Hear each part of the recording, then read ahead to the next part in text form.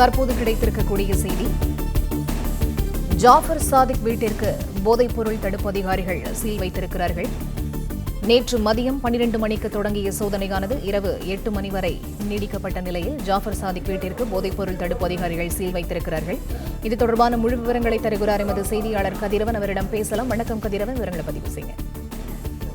டெல்லியில கடந்த 15ஆம் தேதி அன்று 50 கிலோ விலை உயர்ந்த போதைப்பொருள் கடத்திய விவகாரத்தில் சென்னையை சேர்ந்த முகேஷ், முஜிபுர் ரஹ்மான், விழுப்புரத்தை சேர்ந்த அசோக்குமார் ஆகிய 3 பேரை மத்திய போதைப்பொருள் தடுப்பு பிரிவு அதிகாரிகள் கைது செய்தார்கள்.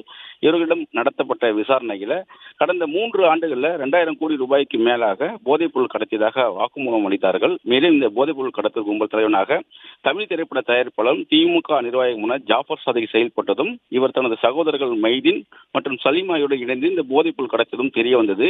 இந்த தகவலை அடுத்து சென்னை மண்டல போலீசாருடன் தொடர்பு கொண்டு ஜாஃபர் சாதிக்கை விசாரணைக்கு ஆஜராக வேண்டும் என்று அவரது வீட்டிற்கு வந்த போலீசார் அவர் வீட்டில் தலைமறைவான நிலையில் சம்மனை ஒட்டிவிட்டு சென்றிருந்தார்கள்.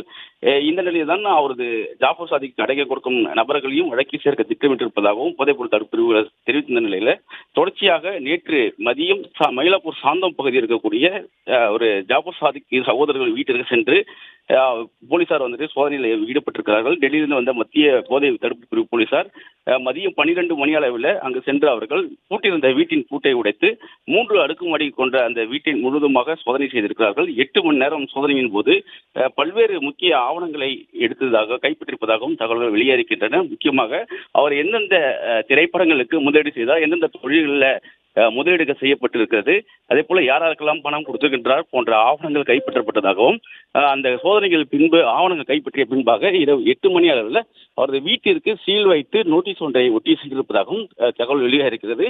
இது தொடர்பாகவும் அவருக்கு அடைக்கலம் கொடுப்பது தொடர்பாகவும் தொடர்ந்து செல்போன்களை கண்காணித்து விசாரணையை மேற்கொண்டு வருவதாகவும் காவல்துறை அதிகாரிகள் தரப்பில் தெரிவிக்கப்பட்டிருக்கிறது.